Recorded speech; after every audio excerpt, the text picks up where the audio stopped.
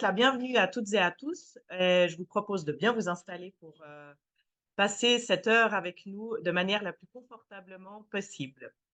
Bienvenue dans ce deuxième webinaire de l'année 2024 organisé par l'Association des alumni HEC Lausanne qui est intitulé Le PIB vert vaudois ou comment intégrer la durabilité dans l'analyse conjoncturelle.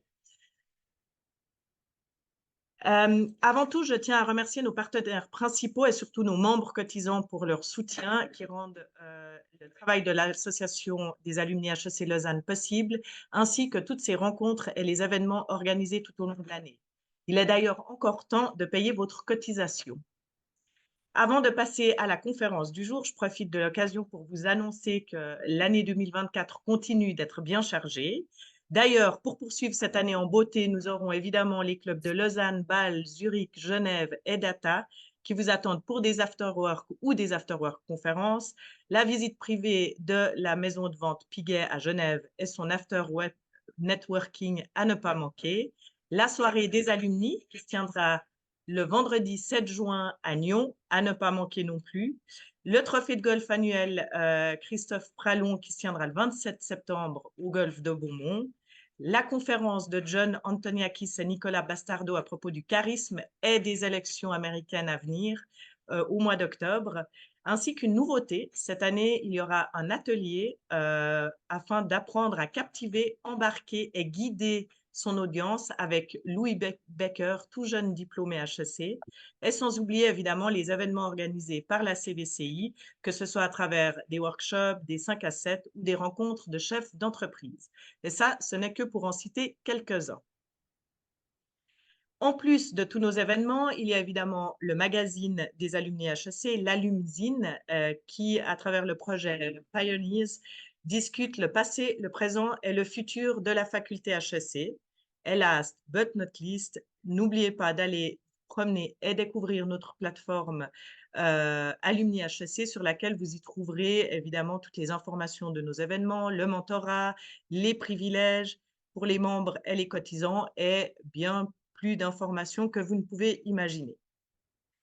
Pour en revenir à la conférence du jour, quelques questions logistiques. Donc, la présentation de nos intervenants, M. Patrick Durne de la CVCI et M. Mathieu Grobetti de l'Institut Créa d'économie appliquée, durera environ 40 minutes, 2 fois 20 minutes, avec un intervalle de questions après la première présentation. À la suite de la deuxième présentation, nous passerons aux questions. Et dans les deux cas, vous pourrez vous adresser directement via le chat Zoom à point d'interrogation modératrice alumni HEC Lausanne. Et Séraphine, qui est notre assistante étudiant, les lira à haute voix. Merci donc de rester silencieux durant les présentations. Et je vous rappelle pour terminer que cette conférence est enregistrée et que vous pourrez la retrouver dans quelques semaines sur notre chaîne YouTube. Voilà, les points logistiques étant réglés, passons aux choses sérieuses. Donc aujourd'hui, nous accueillons M. Patrick Durne, HEC 2013, économiste de formation, qui est en charge notamment du suivi de l'économie vaudoise et des questions liées à la durabilité, thématique dans laquelle il a récemment effectué un CAS. Il est à la CVCI depuis 2015 et représente cette dernière au sein du conseil d'administration de cautionnement Vaud depuis 2020. N'hésitez pas à me couper, Patrick, si je me trompe, hein. Juste. Et puis, nous avons M. Mathieu Grobetti, HEC 2012 de l'Institut Créa d'économie appliquée. Il est économiste et chercheur et est un expert en analyse prévisionnelle depuis plus de 10 ans au sein d'institutions de référence comme la Banque nationale suisse, où il a évolué durant plusieurs années. Dans ses travaux de recherche en économétrie appliquée, il s'est intéressé à la croissance économique et à la finance internationale. Voilà, je reprends mon souffle. Messieurs, du coup, je vous passe la parole et je vous remercie d'avance pour ce partage. Parfait, merci. Alors, je vais donc commencer avec la première des présentations. Voilà, je crois que tout le monde peut voir mon écran. Donc, merci déjà à Candice et puis voilà, toute l'équipe de Alumni HEC pour l'invitation. C'est un plaisir pour moi de venir présenter un petit peu ce qu'on vient de publier. Alors, effectivement, on est actif un petit peu, enfin, on essaie d'être actif en termes de durabilité aussi. Je ne vais pas trop parler de cette thématique-là aujourd'hui. Ce sera surtout Mathieu qui va aborder le sujet avec notamment le PIB vert. Pour ma part, je vais parler principalement de l'enquête conjoncturelle de la CVCI que l'on fait 2 fois par année. Donc vous connaissez probablement, la CVCI, une association économique, qui voilà différentes, activités et services. Candice en a, mentionné, quelques-uns, notamment avec les événements qu'on organise aussi. Parmi ces activités, on fait tout un suivi, économique et suivi de la conjoncture et on le fait par différents, canaux, que ce soit par des études, thématiques, des partenariats aussi avec, des instituts ou des études, spécifiquement, CVCI, brandées, si je puis dire, parce que c'est des sondages que l'on effectue 2 fois par année auprès des entreprises membres de la chambre pour prendre un petit peu le pouls du terrain. Et ces études, elles se, composent toujours en 2 structures, c'est-à-dire, des questions vraiment sur le suivi économique et puis une partie toujours sur une thématique d'actualité. Donc on a parlé, dans les précédentes enquêtes de cybersécurité, de, difficultés de recrutement, des difficultés d'approvisionnement aussi en matières premières, de durabilité. Enfin, il y a chaque fois les différentes thématiques et puis, cette année, on a parlé de la conciliation vie privée et vie professionnelle aussi et en fin de présentation, je m'attarderai juste sur 2-3 slides sur cette thématique, spécifique. Donc je vais rentrer maintenant dans le vif du sujet sur cette présentation. Donc une étude qui a été faite auprès de nos membres, comme je l'ai dit. On a toujours un noyau vraiment de répondants très solide et très élevé. On a près de 1000 réponses en fait à ce sondage. Ça représente 50 000 emplois sur le canton de Vaud.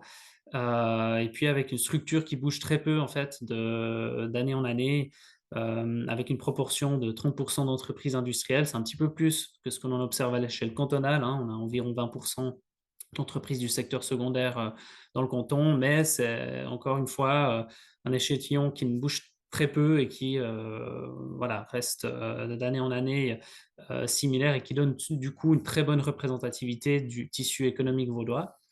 Et puis, vous le savez aussi, ben, nos entreprises sont très dépendantes des marchés étrangers. On a un tiers des entreprises environ qui sont orientées vraiment sur les marchés d'exportation. Donc, c'est un vrai retour du terrain qu'on fait à travers ces études et on a différents indicateurs que je vais vous présenter. Donc, évidemment, quand on parle d'évolution économique, ben, on parle tout simplement déjà de marge des affaires. On sonde des entrepreneurs sur la question de comment les affaires ont évolué. Et on voit que pour 2023, vous avez ici les proportions. Donc, on a 39% des entreprises qui ont jugé l'année 2023 bonne à très bonne, 29% difficile à très difficile. Et vous voyez en fait le chiffre en haut à droite, le solde, qui est en fait ce que je viens de résumer, c'est une méthode très simple, puisqu'on prend les pourcents d'avis positifs auxquels on retranche les avis négatifs, puis ça nous donne ce solde. Et donc, c'est très intéressant pour synthétiser ces résultats et puis surtout assurer en fait un suivi d'année en année, comme vous pourrez le voir sur le graphique précédent.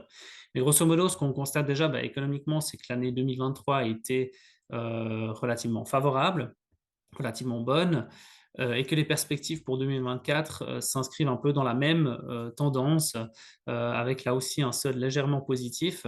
Donc la lecture du solde, elle est très simple, c'est très intuitif, meilleur, enfin plus on est dans un solde positif, meilleure est la situation. C'est vraiment extrêmement intuitif. Donc on est dans une tendance qui est similaire en fait à 2023, une activité qui est donc assez soutenue, mais avec quand même aussi des branches qui ont eu pas mal de difficultés en 2023 et pour lesquelles 2024 s'annonce légèrement meilleur. Mais il y a une économie au sein de notre canton qui est très diversifiée, très hétérogène.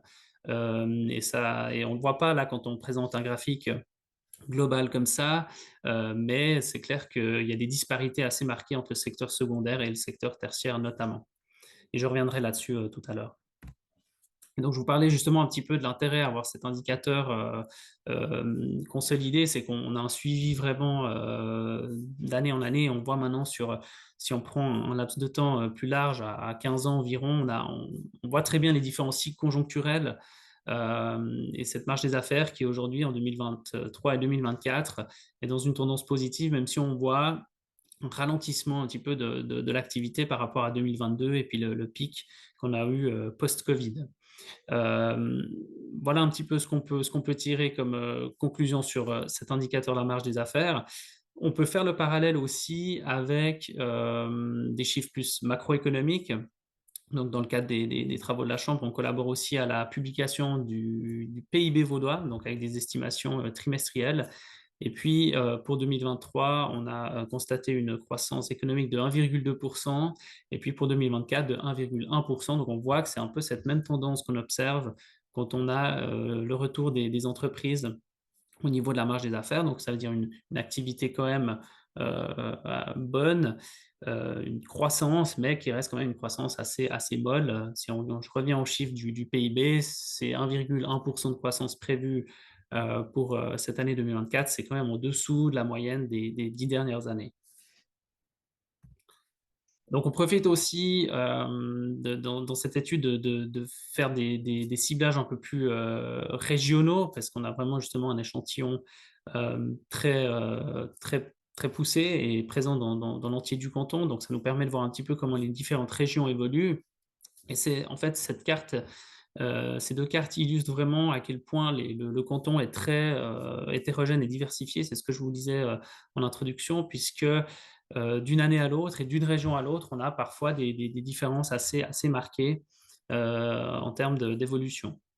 Si je prends 2023, c'est vrai qu'on est vous voyez une situation, verte un peu partout, avec notamment l'ouest du canton, avec et le centre où il y a un dynamisme assez marqué.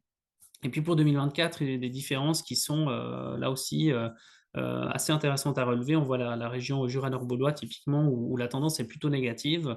Et on constate aussi, avec les derniers chiffres, notamment dans l'horlogerie, que ça peut se confirmer effectivement avec un recul des exportations, si je prends les derniers chiffres, hein, qui sont de mars, un recul des exportations, horlogères. Et puis on connaît le Jura nord-vaudois, à quel point cette industrie est importante, dans la région. Donc on voit effectivement qu'on a, des perspectives pour cette année dans certaines régions qui sont un petit peu mitigées. Si j'en viens maintenant aux éléments, financiers, donc chiffre d'affaires, bénéfices, c'est intéressant de relever justement, aussi l'évolution, de ces indicateurs. Si on voit le chiffre d'affaires déjà, et puis je vous mets également le graphique du bénéfice dessous, en fait, superposé. Donc on note quand même une progression du chiffre d'affaires, soutenue en 2023. Ça montre que l'activité, elle a été présente. Par contre, ça ne s'est pas traduit dans une augmentation aussi importante de la situation bénéficiaire.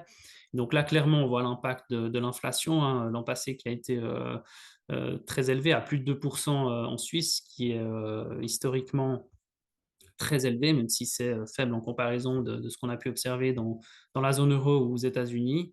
Mais donc clairement, un impact sur les marges, qui se fait ressentir, où l'évolution a été tout juste positive. Par contre, pour 2024, on va une amélioration sur ce point-là. En termes de chiffre d'affaires, donc on va avoir à nouveau une progression pour une bonne partie des entreprises, et qui devrait se traduire cette fois sur une amélioration un peu plus marquée, de la situation bénéficiaire. Donc là, on voit quand même aussi à quel point le fait que l'inflation reflue, se traduit clairement par des perspectives en termes bénéficiaires qui sont bien bien meilleures. Maintenant, je vous ai parlé des difficultés, que certaines, branches peuvent avoir, notamment dans le secteur, industriel. Je vous mets directement la comparaison entre le secteur, secondaire, c'est le graphique du haut, et puis le secteur tertiaire, sur le graphique du bas, où on voit qu'en 2023, effectivement, on a eu des destins, croisés, si je puis dire. Vu que dans le secteur tertiaire, on a eu une progression globale, hein, de la situation bénéficiaire, alors que dans l'industrie, on a plutôt une tendance au recul, au niveau des marges. Donc c'est un élément là aussi qui montre à quel point, dans l'industrie, 2023 a été quand même relativement compliqué. Mais ce qui est réjouissant, c'est de noter que pour cette année, on a des perspectives qui sont meilleures, aussi bien dans le secteur secondaire que tertiaire. Et là, encore une fois, je reviens sur, le fait que le recul de l'inflation explique aussi en grande partie cette amélioration anticipée pour cette année. Et puis quand même aussi pour l'industrie qui dépend beaucoup des marchés étrangers. Au niveau de la zone euro, on devrait aussi avoir quand même une amélioration de la situation économique cette année, et donc ça va aussi dans le sens d'une activité soutenue aussi dans le secteur secondaire.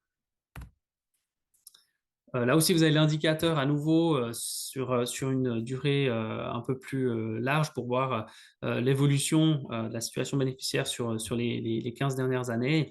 Puis finalement, on voit qu'il y a eu quand même pas mal d'années où la tendance a été négative. On impacte sur les marges. Euh, Pendant la crise Covid, évidemment, en 2015 aussi avec l'abandon du taux plancher, 2009, la crise des subprimes, évidemment. On voyait que même certaines années, en 2012 notamment, 2017, 2018, les résultats n'étaient vraiment pas très, très bons à ce niveau-là. Et donc, c'est vrai qu'à long terme, ça pèse aussi sur la capacité d'investissement des entreprises. Donc aujourd'hui, quand on voit les perspectives qui s'améliorent pour 2024, on peut que se réjouir de ça.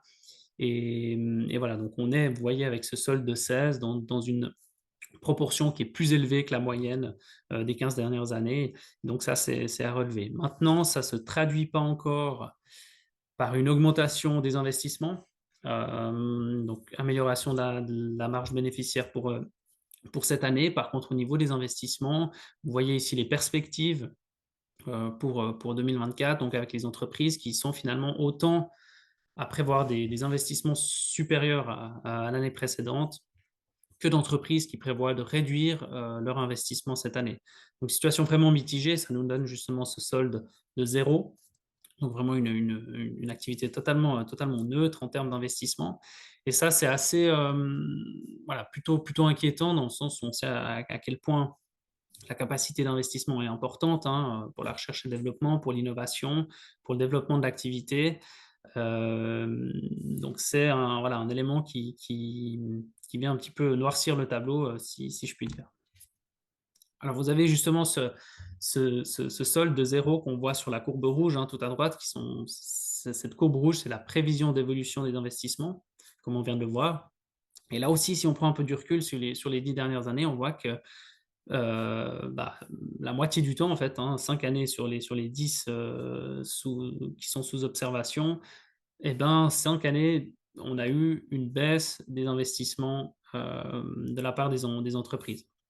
Alors, ce sont encore une fois des soldes, donc des tendances, j'insiste vraiment là-dessus, mais quand même, ça montre que d'un point de vue des investissements, on a quand même depuis maintenant plusieurs années une pression sur les marges bénéficiaires qui se traduit aussi par une pression à la baisse des investissements.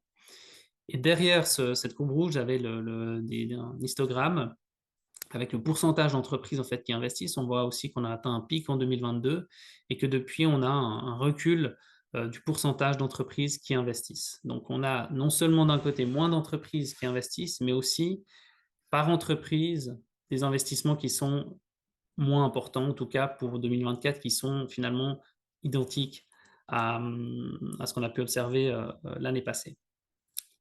Donc voilà un petit peu ce qu'on peut dire au niveau des investissements. Et puis dernier indicateur aussi de cette étude, très brièvement, c'est l'emploi, les effectifs. Vous avez ici toujours ce solde, cet indice synthétisé. On voit pour 2023, donc c'est la courbe rouge, un solde à 9, c'est-à-dire qu'on a eu une augmentation, certes légère, mais une augmentation quand même des emplois au sein des entreprises vaudoises. Maintenant, vous voyez que c'est quand même au-dessous de ce qui avait été prévu. La courbe bleue, c'est justement les prévisions établies par les entreprises. Donc là, clairement, on voit finalement une situation qui a été bien moins favorable que anticipée. Et ça résulte notamment des difficultés dans l'industrie en 2023. Par contre, il n'y a pas d'alarmisme à ce niveau-là en termes d'évolution des emplois, puisqu'on voit que pour 2024, les perspectives sont positives. Les entreprises ont toujours besoin de main-d'œuvre. On verra aussi tout à l'heure, les difficultés de recrutement sont toujours bien présentes. Donc, pas de crainte en termes d'évolution de l'emploi. On voit un taux de chômage aussi actuellement qui est toujours très bas. On a même eu une baisse au mois d'avril par rapport au mois de mars. Donc, aussi un signal plutôt positif. C'est vrai qu'on a beaucoup de, enfin, il y a quand même eu des annonces de suppression d'emplois ces derniers temps, hein, pour ne citer que Vetropack et d'autres entreprises qui ont annoncé des licenciements. Et c'est vrai qu'on entend beaucoup ce genre de nouvelles plutôt alarmantes. Mais d'un autre côté, on a tout un pan de l'économie, tout un pan d'entreprises qui crée de l'emploi, qui innove et qui se développe. Et ça se ressent clairement sur l'évolution des effectifs. Et dernier indicateur par rapport à ça, qui n'est pas sur cette étude, mais c'est la quantité de postes vacants. Si on regarde les derniers chiffres, ils sont toujours euh, très élevés, c'est-à-dire il y a toujours beaucoup de places vacantes à disposition. Vous avez ici les prévisions concernant ces effectifs. On voit justement sur la partie de droite, on a seulement 6% des entreprises qui prévoient diminuer les emplois cette année, 22% qui prévoient des augmentations. Ça nous donne justement ce solde de 16 et on voit que par rapport à il y a 6 mois, les prévisions sont meilleures. Donc on a quand même aussi passé un peu ce cap, ces difficultés et ça se ressent aussi avec ces perspectives positives en termes d'emploi. Maintenant, il y a, comme je l'ai dit en introduction, des branches qui ont eu des difficultés aussi en 2023 et qui s'attendent encore à des difficultés en 2024. Je vous ai choisi ici, dans le secteur secondaire, 4 branches euh, pour montrer un petit peu les différences qu'on observe en fait au sein de l'économie vaudoise. On a une branche de la construction qui, malgré une pression sur les prix et sur les marges, a une activité quand même toujours assez soutenue.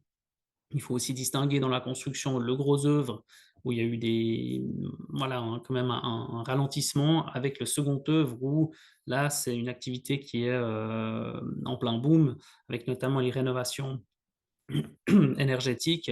Et puis, voilà, tous ces travaux de seconde œuvre qui boostent en fait finalement cette branche de la construction.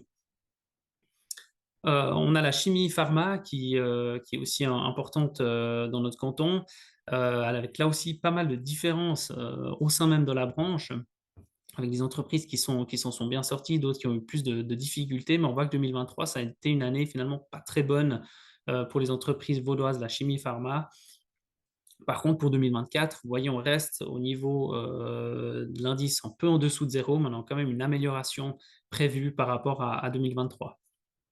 En rouge, vous avez l'industrie des machines, là aussi qui est très portée sur l'exportation, donc qui a beaucoup souffert quand même en 2023 voilà, de la force du franc, du ralentissement de la zone euro, et puis qui, pour 2024, a des perspectives qui sont finalement assez similaires. Donc, on devrait avoir une activité encore un petit peu au ralenti cette année dans l'industrie des machines. Et puis la métallurgie, voilà, qui dépend aussi de la zone euro, c'est clair, de l'Allemagne notamment, qui est dans une passe assez difficile économiquement parlant. Et on voit que depuis 2022, bah voilà, on a un recul, un ralentissement en tout cas de l'activité. En 2023, on a eu une année encore positive. Par contre, 2024, les perspectives sont vraiment mauvaises. Et vous avez ici les différentes branches selon la classification NOGA, donc avec les perspectives en termes de chiffre d'affaires, de bénéfices et d'effectifs. Euh, on voit des difficultés encore, notamment, bah, je l'ai dit, dans la branche de la métallurgie, dans la branche d'alimentation et tabac. Mais pour le reste, on a quand même une amélioration prévue dans la plupart des branches, y compris dans le secteur industriel. C'est ça que c'est intéressant et important à relever. Même chose, même exercice hein, qu'on a fait pour le secteur tertiaire. Vous avez ici quelques branches dont vous voyez l'évolution de l'activité. Dans la branche banque, finance, assurance, tout va bien, j'ai envie de dire, hein. On a eu, c'est clair, l'année passée, un gros changement au niveau de nos banques avec l'absorption de Crédit Suisse. par UBS. Mais mis à part ça, l'activité, vraiment bancaire et au niveau des assurances est très soutenue. Même constat pour l'informatique, avec aussi, des entreprises qui se digitalisent, des besoins aussi accrus en termes de cybersécurité. Bah, c'est clair, la branche de l'informatique a toujours, une activité qui est, soutenue. Services aux entreprises, ça c'est une branche très, hétérogène aussi, puisqu'on parle de services à haute valeur ajoutée comme à faible valeur ajoutée. Mais c'est, un peu on va dire le moteur aussi de ce secteur tertiaire. C'est toutes les activités pour les entreprises, que ce soit, du consulting, du nettoyage, donc vraiment, comme j'ai dit, tout type d'activité avec faible ou haute, valeur ajoutée. L'activité, là aussi, on voit qu'elle a été, soutenue en 2023. Les perspectives pour 2024 sont positives, donc à ce niveau-là, tout va bien. Par contre, on a quand même aussi dans le secteur tertiaire certaines branches qui ont des difficultés. C'est notamment le cas de la branche du commerce de détail que j'ai mis en évidence en rouge, avec 2023, une année, voilà, difficile, et puis pour 2024, des perspectives qui sont aussi pas très bonnes. Vous avez ici le tableau, récapitulatif aussi pour toutes ces différentes branches. Comme je l'ai dit, l'informatique, banque, assurance, des branches très, où l'activité est très dynamique. Et puis, voilà, quelques difficultés dans le commerce de détail, mais pour le reste, globalement, les perspectives pour cette année sont, positives. Voilà, je vois le temps filer, donc je vais, gentiment, terminer cette présentation, mais avant ça, je vais vous parler encore brièvement des préoccupations des entreprises. On profite aussi, dans cette étude, de faire un baromètre un peu, de voir d'année en année comment les préoccupations des entreprises évoluent en fait. Et puis si on regarde déjà au niveau de la situation économique générale, on voit quand même un reflux, des inquiétudes par rapport à 2023. C'est vrai qu'on sort d'années très difficiles, avec, la crise du covid, la guerre en Ukraine, les difficultés d'approvisionnement.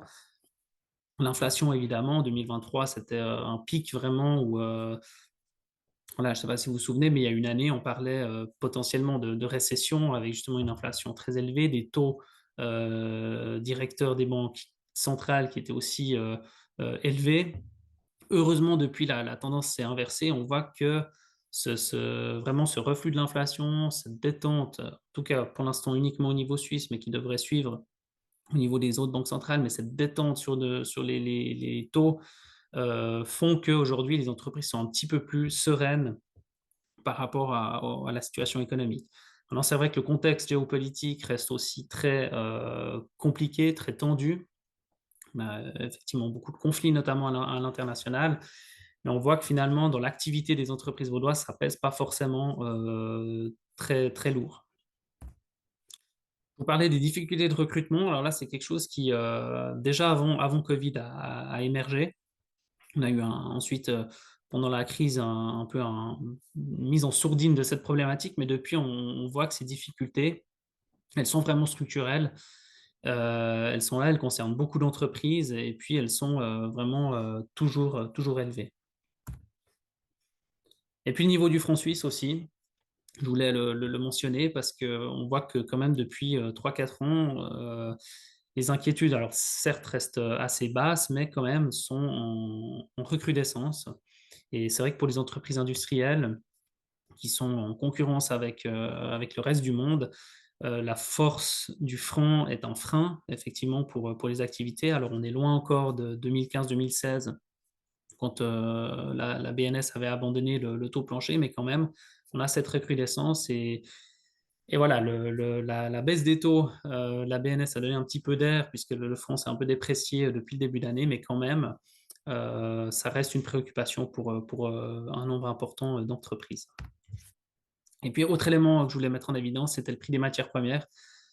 Ça a été une vraie problématique en 2022-2023. Aujourd'hui, c'est moins le cas. On a des prix qui reviennent un peu à la normale, même s'ils restent, comparé à la période pré-Covid, ils restent extrêmement élevés.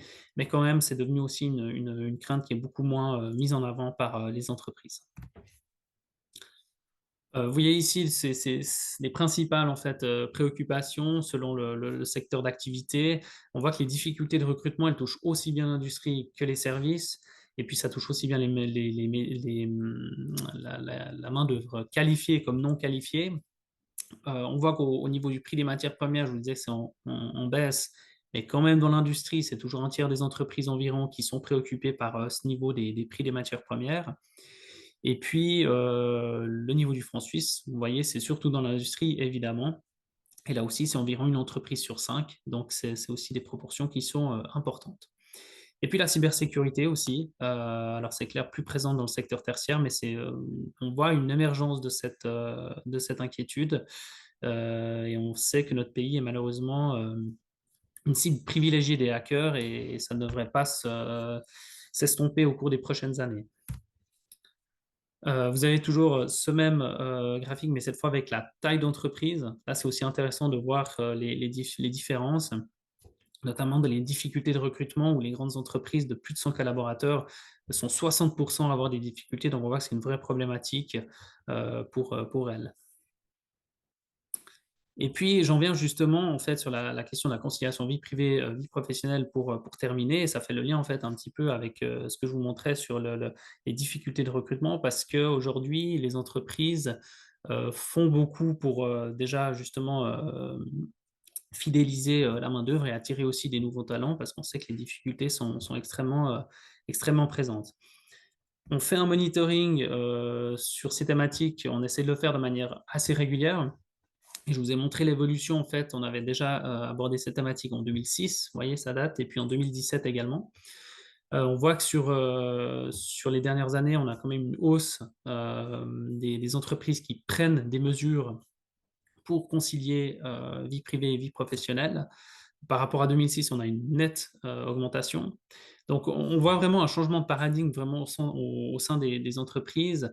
Elles sont un peu obligées de le faire parce que, comme je l'ai dit, elles ont besoin de main-d'œuvre, et donc il faut réussir à fidéliser et puis faire en sorte que les collaborateurs puissent aussi s'organiser dans leur vie privée pour être aussi productifs et présents pour la vie professionnelle. Donc il y a vraiment aujourd'hui cette prise en compte que ces deux notions sont vraiment liées l'une à l'autre. Et avant, on avait vraiment cette séparation entre sphère privée et sphère professionnelle. Et aujourd'hui, on voit que c'est lié et que les entreprises mettent en place différentes actions pour justement favoriser cette conciliation. Alors, elles le font de différentes manières.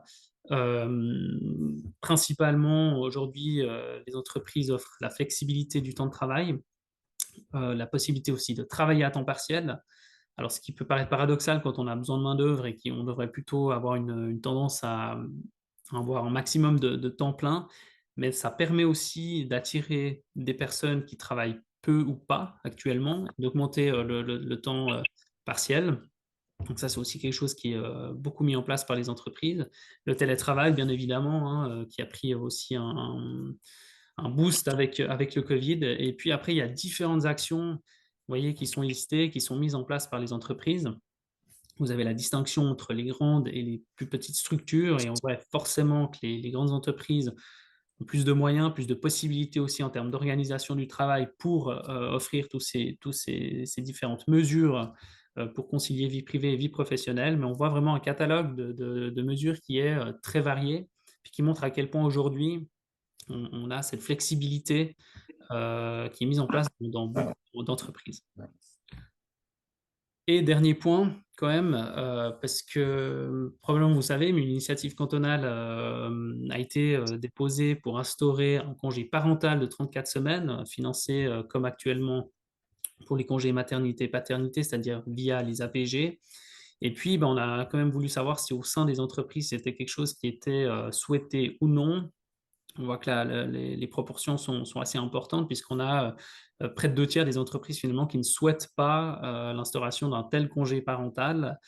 34 semaines, c'est beaucoup, donc beaucoup disent justement qu'en termes de coûts, mais aussi en termes d'organisation de travail, de difficultés pour pallier les absences, parce qu'on voit qu'aujourd'hui, avec les difficultés de recrutement, si en plus on a des absences de longue durée, c'est encore plus difficile à gérer. Donc on voit pour tous ces facteurs-là, les entreprises ne souhaitent pas l'instauration d'un tel congé.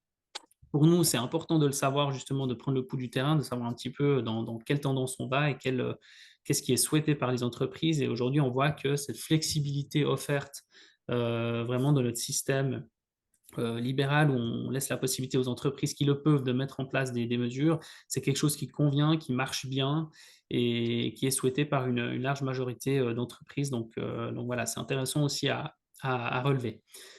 Voilà pêle-mêle un petit peu tout ce que je voulais, vous présenter, aujourd'hui avec, ben, cette évolution économique, entre les résultats de l'année passée, les perspectives pour cette année et puis, différents, facteurs un petit peu sur les préoccupations et puis, également comment les entreprises, favorisent la conciliation entre vie privée et vie professionnelle. Voilà, je crois que je suis un tout petit peu j'ai un petit peu dépassé dans le timing, je suis désolé, mais je suis à disposition si vous avez des questions et puis, tout ça aussi pour vous dire que, toute, cette étude, est disponible sur notre site web, n'hésitez pas à la consulter. Voilà, merci. Merci beaucoup, Patrick. Je pense qu'on va, étant donné l'avancée de l'heure, changer un petit peu ce qu'on avait prévu. On va laisser la parole à Mathieu, qu'on ait tous la chance de suivre sa présentation. Et puis les questions seront donc dans un deuxième temps à la fin de la présentation de Mathieu, ou bien encore par la suite. Ils pourront certainement vous contacter à l'un à l'autre par mail, mais comme ça, on est sûr que tout le monde aura l'entièreté de la présentation. Je vous laisse donc la parole, Mathieu, et merci beaucoup, Patrick. Merci beaucoup, Candice. Euh,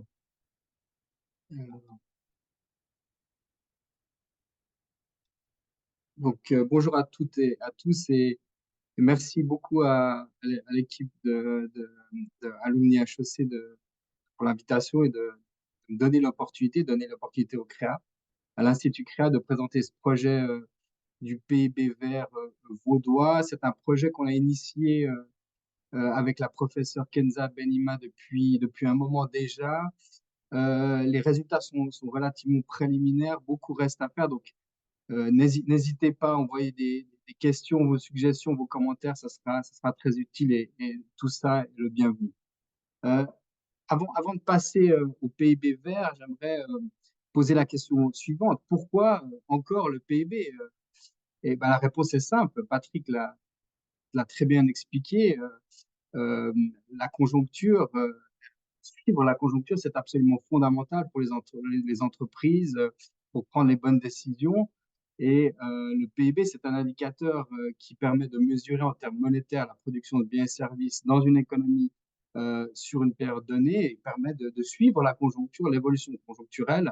Et c'est l'idée initiale du, euh, de l'inventeur du PIB, c'était justement d'avoir une mesure qui permet de suivre la conjoncture. Et cette conjoncture et l'indicateur du PIB est suivi par un grand nombre d'acteurs, hein.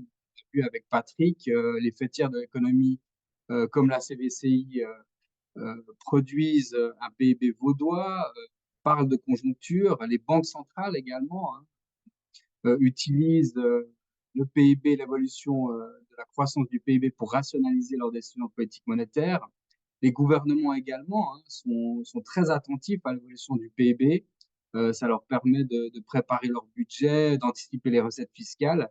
Également les marchés financiers. Les marchés financiers sont très très attentifs à ce qui se passe en termes d'évolution conjoncturelle parce que ça leur permet de voir si certains actifs certaines entreprises, certains secteurs sont sous-évalués, surévalués, de rebalancer leur portefeuille, d'anticiper aussi les mouvements des banques centrales, ce qui est très important pour le marché obligataire. Donc, le PIB est encore très important pour un grand nombre d'acteurs, mais c'est vrai que le PIB est également extrêmement critiqué car il est forcément réducteur.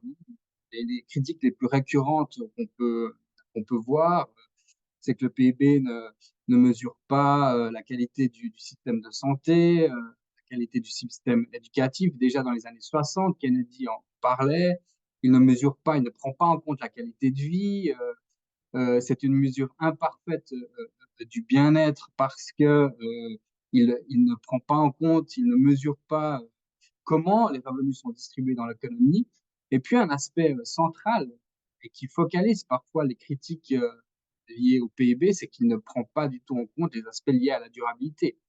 Euh, donc, il est clair que maintenant, il existe un consensus parmi les économistes pour euh, passer à autre chose, aller au-delà du PIB et de développer un PIB qui permette de prendre en compte toutes les externalités de l'économie sur l'environnement, et c'est le PIB vert. Euh, et puis, euh, la question qui se pose, c'est alors pourquoi encore le PIB, mais pourquoi pas maintenant le PIB vert? Euh, c'est vrai que le changement climatique cause et va causer des, des dommages extrêmement coûteux en termes de catastrophes naturelles, d'effets sur la santé, destruction de la biodiversité. Et on peut se poser la question, mais pourquoi on ne prend pas en compte en fait tous ces dommages? Euh, donc, pour répondre à cette question, il faut comprendre comment est construit un PIB vert. Donc, le PIB vert, comme vous voyez dans l'équation ci-dessous, c'est simplement le PIB classique, le PIB d'un canton, le PIB d'une nation, duquel on retranche la valeur monétaire des émissions de CO2. Et le grand problème, en fait, un des grands problèmes, euh, et je pense que c'est pour ça que ça a repoussé en fait, le développement du PIB vert, c'est comment on valorise en fait monétairement ces émissions de CO2.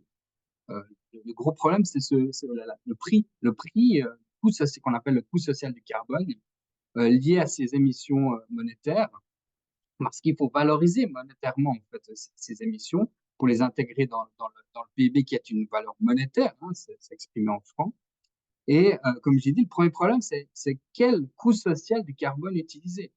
Et là, si vous demandez dans la population, vous aurez plein de réponses différentes. Ça dépend de nos préférences, de nos sensibilités. Par exemple, une famille pourrait mettre un coût social du carbone très élevé, un prix très élevé, parce que il considère que il met un poids très important sur l'environnement dans lequel les générations futures vont vivre. Par contre, on peut imaginer que des personnes plus âgées mettent un coût beaucoup plus faible. euh, et parfois, en fait, c'est simplement qu'on a moins de sensibilité aux questions environnementales. Donc, il y a une grande hétérogénéité au niveau euh, de cette sensibilité par rapport aux questions environnementales. Euh, un autre aspect, il n'y a pas forcément de consensus entre les différentes régions, même en Suisse, hein, c'est que le changement climatique va affecter de manière très hétérogène les régions. On peut penser que le Valais, le Grison, plus affectés que d'autres régions de Suisse. Et donc, ces régions-là pourraient avoir une tendance à mettre un prix sur les émissions de CO2, un coût social du carbone beaucoup plus élevé que d'autres, hein. On voit cette même hétérogénéité au niveau des pays, hein. Certains pays vont bénéficier même du changement climatique, alors que d'autres, notamment les pays du Sud, vont en souffrir. Donc, encore une raison de plus pour montrer qu'il n'y a pas de consensus, hein, au niveau des États, au niveau de la population, et même au niveau des modèles économiques, hein. Même les modèles économiques les plus sophistiqués euh, sont entachés d'une grande incertitude par rapport au coût social du carbone à mettre en place. Et peut-être que cette grande incertitude des modèles se reflète aussi au niveau des économistes. Il n'y a pas de consensus sur le niveau adéquat du coût social du carbone parmi les économistes. Donc, voilà, à partir du moment où on ne peut pas mesurer de manière, en termes monétaires, les émissions cantonales de CO2, bah, c'est très, très compliqué parce qu'après, il faut se justifier. Un deuxième problème, c'est lorsqu'on parle du PIB vert vaudois, du PIB vert cantonal, c'est comment estimer les émissions de CO2 cantonales. Des estimations sont disponibles à l'échelle nationale, mais on n'a aucune estimation au niveau des cantons.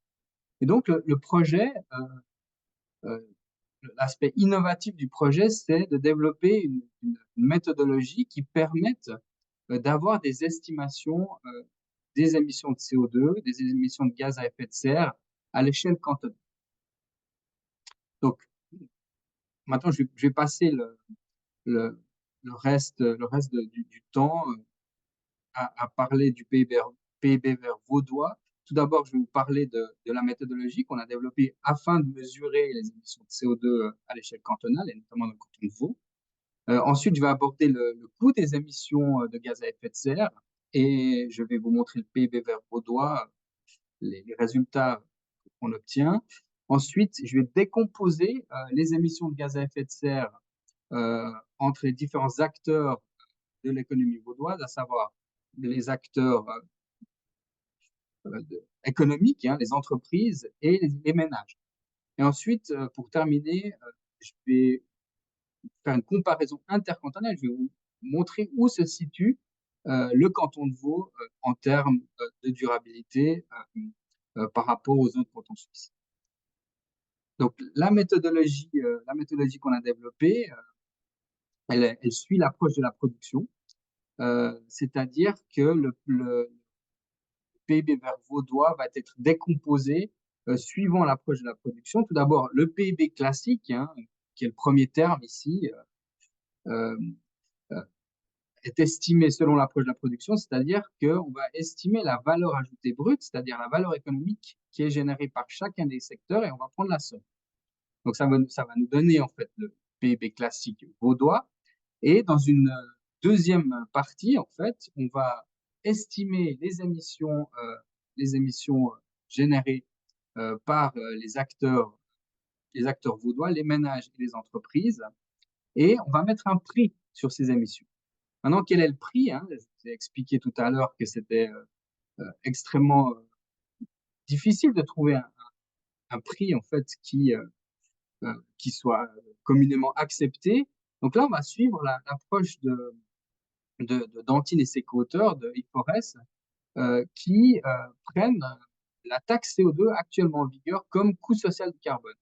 Et je pense que c'est une manière très élégante de spécifier le coût social du carbone parce que c'est une taxe qui était collectivement acceptée. On a voté pour cette taxe et actuellement, elle se situe à 120 francs la tonne de CO2. Donc, on va prendre ce prix, ce coût social du carbone comme étant égal à la taxe CO2. Maintenant, deuxième partie, un deuxième défi, c'est d'estimer les émissions de CO2 générées par les entreprises vaudoises et les ménages. Et ça c'est une des limitations de notre approche, on va certainement par la suite améliorer, on va remédier à cette limitation. On a mesuré les émissions de CO2 selon le principe de résidence, c'est-à-dire que c'est là où résident les entreprises et les ménages que sont associées les émissions de CO2. Donc, on peut décomposer, comme je vous l'ai dit, les émissions de CO2 comme les émissions de CO2 générées par les entreprises. Hein, c'est le premier terme de l'équation. Là, vous voyez, on va estimer pour chacun des secteurs de l'économie, des 85 secteurs de l'économie vaudoise, des émissions de CO2. On va les sommer. On va prendre la somme. Je vous donne un petit aperçu des résultats.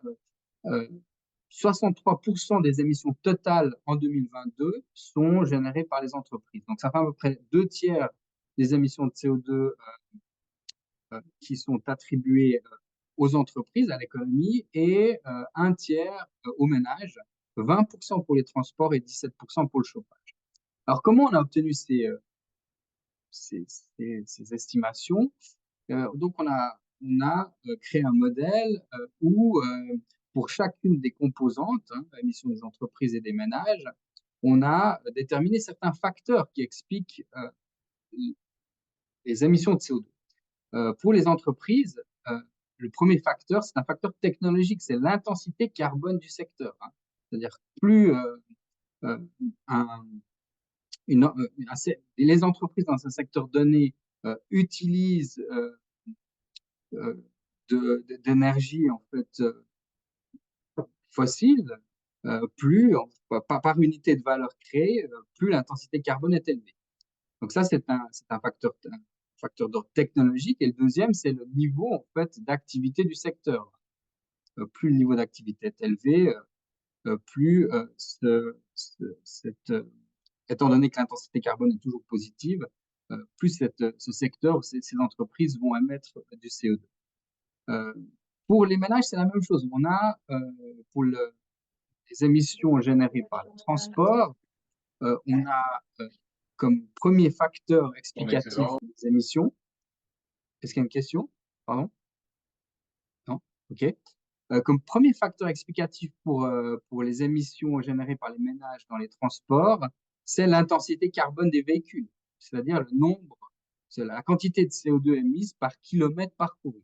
Ça, c'est un facteur d'ordre technologique.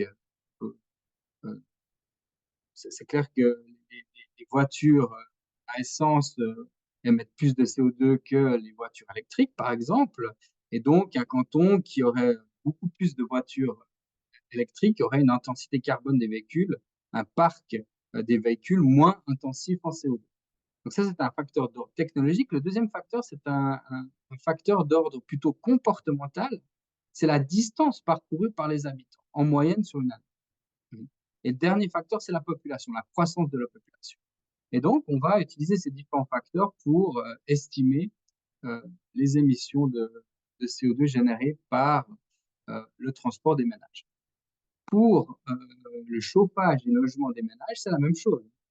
Un facteur d'ordre technologique, c'est l'intensité carbone des logements, c'est la quantité de CO2 émis pour chauffer 1 mètre carré de surface habitable. Le deuxième facteur, c'est un facteur aussi d'ordre comportemental, c'est combien de mètres carrés en fait on a dans son logement en moyenne. Et ça, il y a des différences assez importantes entre les cantons et la population. Donc avec tous ces déterminants, on arrive en calibrant sur les résultats nationaux, à avoir des estimations des émissions de CO2 pour les différents acteurs de chaque canton à l'échelle cantonale. Donc voilà les premiers résultats. Vous le voyez sur le graphique de gauche, on a deux courbes. La première courbe en orange, c'est le PIB réel de l'économie vaudoise. Donc on voit une croissance presque continue, à part en 2020 en raison du Covid. En 2022, le PIB réel est autour de 64 milliards de francs pour le canton de Vaud. Et sur ce même graphique, sur l'échelle de droite, vous avez les émissions de gaz à effet de serre émises par l'ensemble de l'économie vaudoise. Et on voit clairement une tendance baissière des émissions.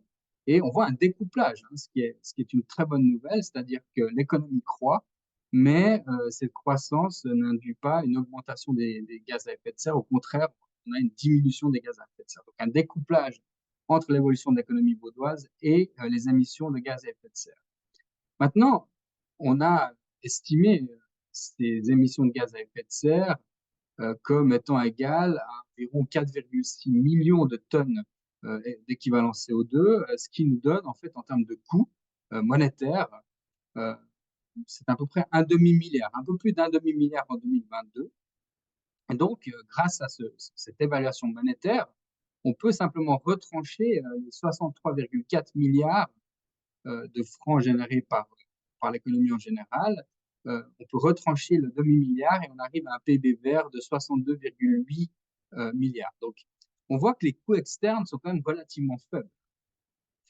Donc, deux raisons, soit le coût social du carbone qu'on a utilisé est trop faible, soit il faut étendre.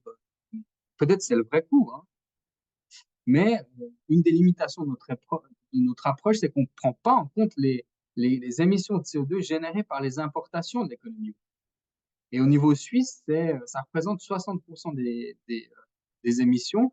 Donc on peut imaginer qu'une économie comme le canton de Vaud, fortement orientée vers l'exportation, et donc certainement aussi dépendante des importations, on pourrait avoir des coûts en fait liés aux émissions de gaz à effet de serre qui sont plus élevés que le demi-milliard qu'on estime.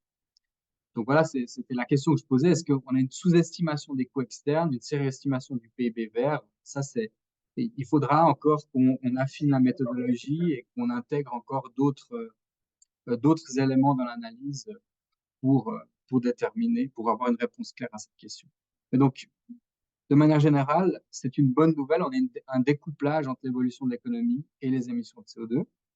Et ce découplage se traduit, en fait, comme vous le voyez sur le graphique de gauche, par des coûts externes qui diminuent en pourcentage du PIB vaudois depuis 2008. Hein. En 2008, ces coûts externes étaient égaux à 1,4% du PIB vaudois. Aujourd'hui, c'est 0,9.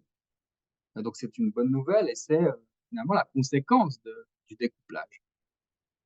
Si on regarde en comparaison intercantonale, comme j'ai dit précédemment, le coût des émissions vaudoises de gaz à effet de serre s'élève à 0,9% du PIB en 2022. C'est légèrement plus élevé que ce qu'on observe à l'échelle nationale, qui est de 0,8%. Mais on voit qu'il y a d'autres cantons qui font mieux et d'autres cantons dont les coûts sont beaucoup plus élevés, notamment le Valais, le Grison, et aussi les cantons agricoles. Les cantons agricoles parce que l'intensité carbone du secteur primaire est importante. Et on va le voir par la suite. Maintenant, si on décompose ces émissions de gaz à effet de serre dans les différents acteurs de l'économie vaudoise, si on s'intéresse d'abord aux entreprises, hein, on voit sur le graphique, c'est une bonne nouvelle, sur le graphique de gauche, on voit que les émissions de gaz à effet de serre sont sur une tendance baissière, diminuent globalement depuis 2008. C'est clair qu'il y a un rebond après la période Covid. Et le facteur principal, c'est un facteur technologique. Hein. C'est simplement que l'intensité carbone moyenne des entreprises du canton de Vaud diminue dans le temps. C'est-à-dire qu'elles sont de plus en plus efficaces d'un point de vue environnemental dans leur processus de production. La production de l'économie vaudoise est moins intensive au CO2. Ça, c'est le premier, c'est le facteur principal. Mais on voit des disparités importantes entre les secteurs et pour certains secteurs de l'économie vaudoise, les coûts externes sont élevés. Vous le voyez sur le graphique de droite. Donc, on a rapporté la valeur économique générée par certains secteurs par rapport au coût de leurs émissions. Pour l'agriculture, c'est 20%. Pour la gestion des déchets, c'est 25%. Et ce qui n'est pas une surprise, pour le transport aérien, la production de ciment, ça atteint 50%. Donc, c'est des secteurs qui génèrent beaucoup d'émissions de CO2 par unité de valeur économique. Et c'est des secteurs qui doivent, à l'avenir, faire des efforts pour être technologiquement plus efficaces. Maintenant, au niveau des ménages. Au niveau des ménages, il y a des tendances claires qui se dessinent. C'est que les ménages ont aussi des technologies en termes de transport et de chauffage qui sont de plus en plus efficaces, moins intensives au CO2. Par contre, au niveau du comportement, c'est difficile les ménages, moi inclus, en fait, c'est très difficile de changer nos comportements. Donc, l'adoption de nouvelles technologies est beaucoup plus rapide que la modification des comportements. Et ça, on le voit pour les transports. Sous le graphique de droite, vous voyez que l'intensité carbone du transport individuel motorisé diminue dans le temps, c'est-à-dire que le parc immobilier, le parc des véhicules est de plus en plus un poids de plus en plus important sur des véhicules électriques et moins intensifs au CO2. Par contre, au niveau des kilomètres parcourus, bah il y a eu une augmentation entre 2008 et 2019 et une forte chute en raison des mesures de restriction liées au Covid. Mais maintenant, il y a une reprise. Alors, où est-ce qu'on va? On va aller, ça on le voit sur le graphique de droite, la distance annuelle effectuée par personne. On voit qu'elle remonte. Certainement que le télétravail aide, et c'est une très bonne chose que les entreprises vaudoises aillent dans le sens de concilier vie familiale, vie professionnelle et de proposer à leurs employés du télétravail parce que ça permet aux employés d'être plus économes dans leurs déplacements. Au niveau des émissions, les émissions suivent un petit peu cette trajectoire. On voit sur le graphique de gauche, la ligne bleue, c'est les émissions de gaz à effet de serre générées par le transport des ménages vaudois. Donc, on voit une augmentation, une tendance haussière jusqu'en 2019, la chute en 2020, mais une reprise depuis 2020, en 2021-2022. On n'atteint pas les niveaux pré-Covid, mais il y a tout de même une reprise. Donc un changement en termes de technologie, mais pas forcément un changement, il faudra le voir, en fait, en termes de comportement. Et c'est la même chose pour les logements. Qu'est-ce qu'on observe? On observe qu'il y a une amélioration de l'intensité carbone des logements, c'est-à-dire que l'installation de pompes à chaleur permet d'être moins intensif en CO2. Ça, c'est ce qu'on voit en fait au niveau des kilos de CO2 émis par mètre carré de surface habitable. Ça, c'est sur le graphique de droite la courbe orange. On voit une diminution de l'intensité carbone des logements. Les émissions de gaz à effet de serre ont également diminué depuis 2016 jusqu'en 2020. Et il y a un effet de rebond depuis 2021. Et on voit qu'aussi la surface habitable par personne augmente. Donc, encore une fois, en termes technologiques, on adopte des technologies plus efficaces. Par contre, en termes de comportement, on veut plus de mètres carrés. On le voit sur le graphique de droite. La surface habitable par personne dans le canton de Vaud augmente. On était à 42,4 mètres carrés en 2016 et on voit qu'on est à 43,4 mètres carrés en 2021 avec une petite baisse en 2022. Est-ce que c'est dû à l'augmentation forte des prix de l'immobilier, un changement de comportement? C'est difficile de savoir si c'est une tendance ou pas, mais en tout cas, il y a une petite amélioration en 2020. Maintenant, si on regarde de manière globale la situation vaudoise en termes d'émissions de gaz à effet de serre par habitant, on voit que les émissions de gaz à effet de serre par vaudois s'élèvent à 5,6 tonnes de CO2 en 2022. C'est plus ou moins ce qu'on observe à l'échelle nationale. Donc, on est plus ou moins au même niveau que en moyenne sur l'ensemble des cantons. Hein. On voit justement sur le graphique de gauche, certains cantons font mieux, d'autres font moins bien. Maintenant, ce qui est très réjouissant, ce qu'on a vu, hein, c'est ce découplage entre l'économie et les émissions de CO2. On voit une baisse des émissions de gaz à effet de serre par habitant, pratiquement dans tous les cantons sauf à Oury. Et le canton de Vaud est relativement bien placé. Donc, on voit une baisse de 2,2% par an depuis 2008 des gaz à effet de serre par habitant. C'est plus ou moins au même niveau que ce qu'on observe à l'échelle nationale. Donc, comme on l'a vu, en fait, l'adoption des nouvelles technologies a permis cette réduction, mais les comportements ont beaucoup plus de peine à changer. Donc, pour conclure, nos estimations montrent un découplage entre l'évolution de l'économie vaudoise et les émissions de gaz à effet de serre, que ce soit les entreprises et les ménages, tous ces deux acteurs clés adoptent des technologies de moins en moins intensives en carbone, ce qui est très bonne nouvelle. Par contre, on observe davantage d'inertie en matière de comportement des ménages.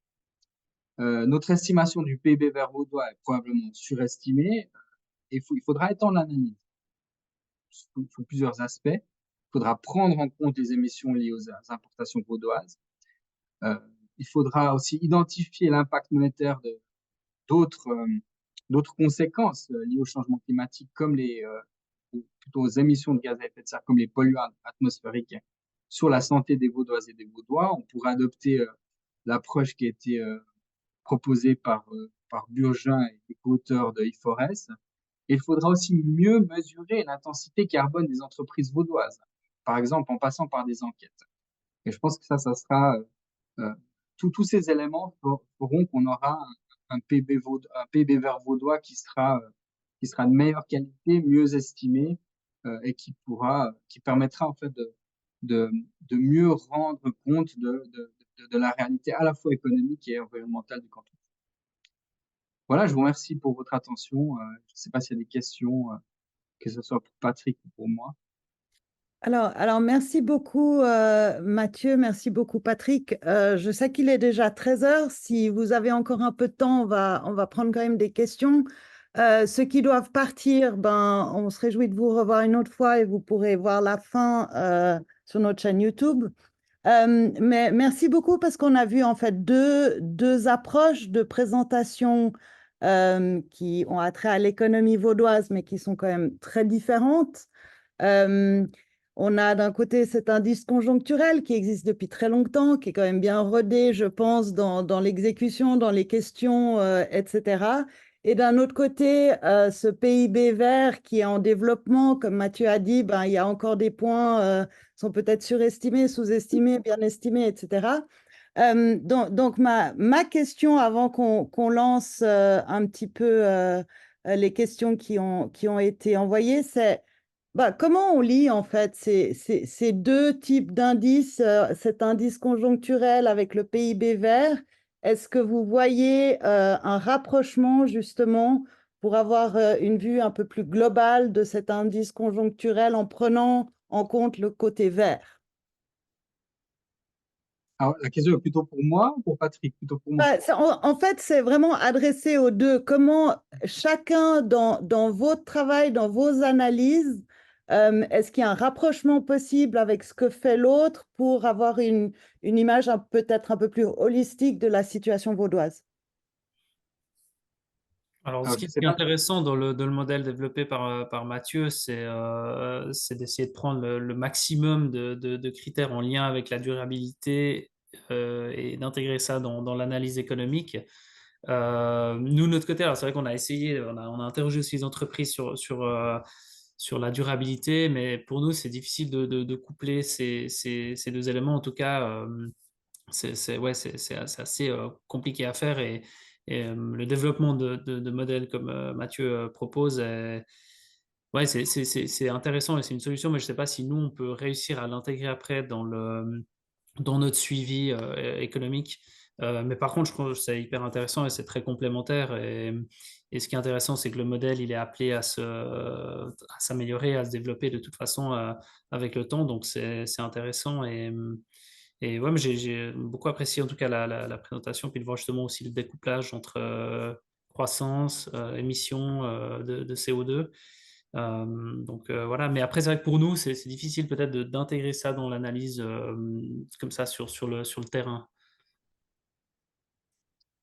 Oui, alors c'est vrai que les deux analyses sont complémentaires, comme le PIB, comme tous les indicateurs qu'a montré Patrick. Ce sont des indicateurs qui sont absolument essentiels et qui continueront d'être absolument fondamentaux pour les différents acteurs d'une économie. Là, on complète l'analyse en intégrant en fait des aspects plus liés à la durabilité. Et moi, je pense que ce qui pourrait être intéressant, un rapprochement possible, c'est, comme je le mentionnais en conclusion, c'est, en fait, il nous faut des données pour mesurer l'intensité carbone des entreprises vaudoises. Et ce serait intéressant si on pouvait avoir accès, en fait, euh, aux, aux enquêtes, aux réponses des membres, parce que ça, il y a une bonne représentativité des différents acteurs économiques vaudois, des différentes entreprises, à la fois dans les services, dans l'industrie. Donc, ce serait très intéressant de pouvoir suivre, en fait, dans quelle mesure, en fait, ces entreprises adoptent de nouvelles technologies, changent leur processus de production, avec quelle énergie. Et ça nous permettrait d'intégrer, en fait, euh, ces, ces, ces informations dans notre modèle. Euh, donc, ce serait une façon de réconcilier à la fois l'aspect conjoncturel avec l'aspect plus environnemental lié aux enquêtes.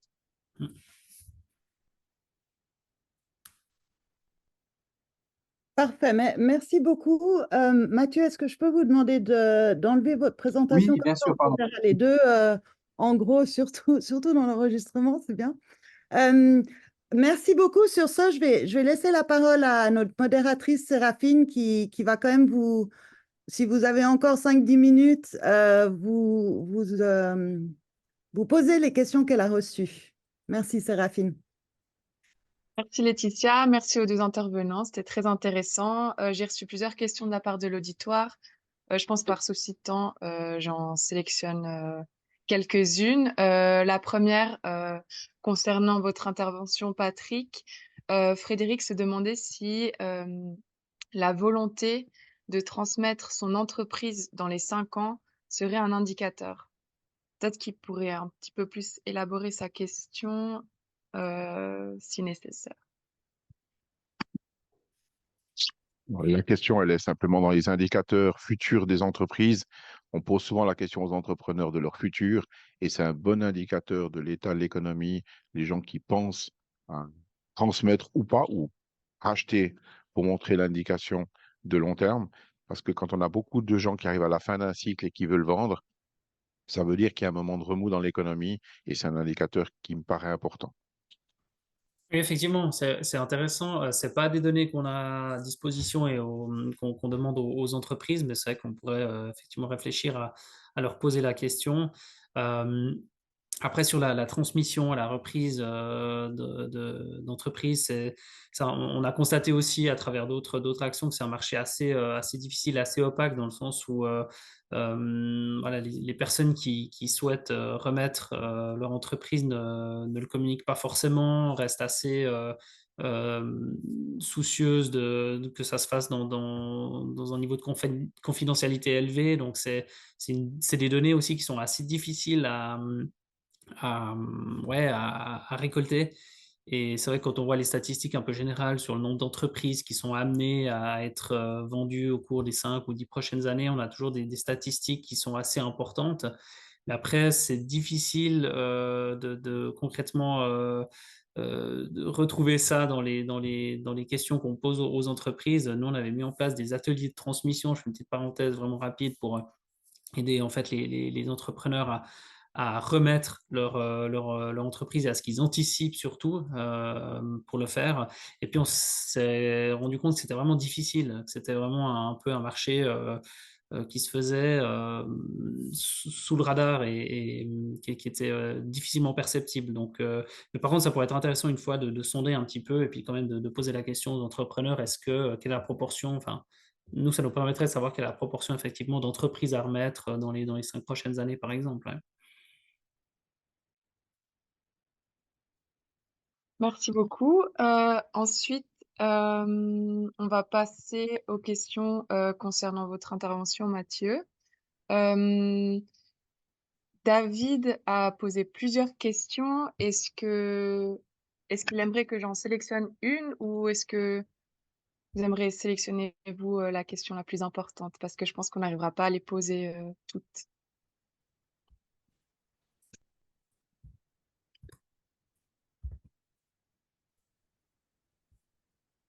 David, est-ce que vous êtes toujours en ligne? Vous pouvez choisir, sinon c'est Séraphine qui lira celle que vous avez.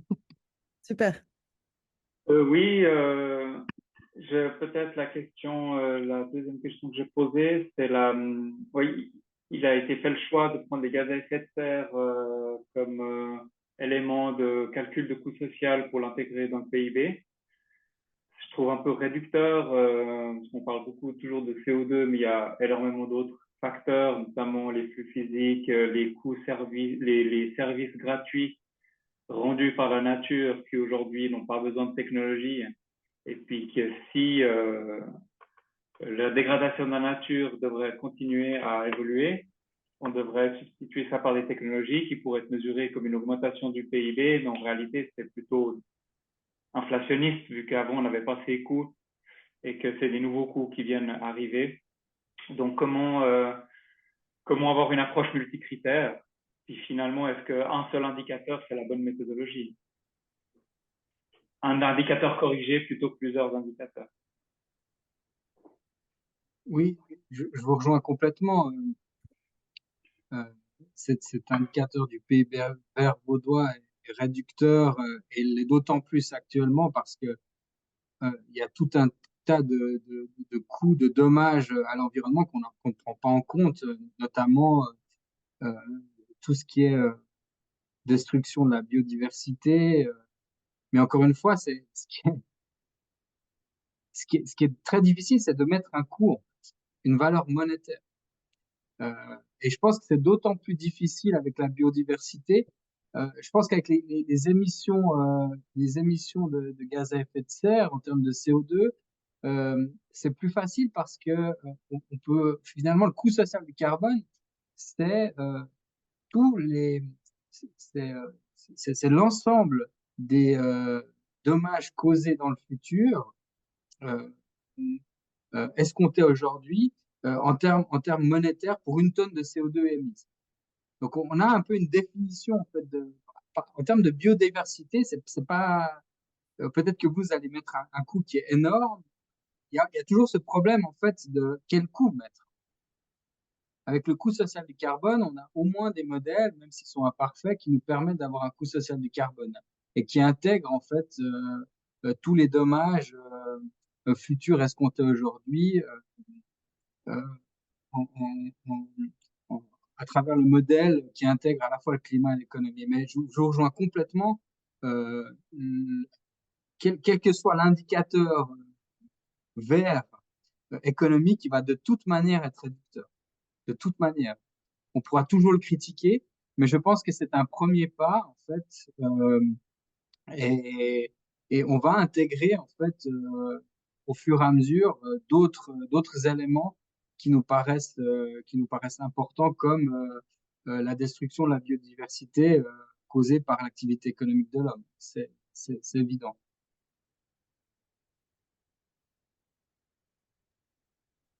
Merci beaucoup. Et je pense qu'on va prendre une dernière question avant de conclure, si vous avez le temps encore.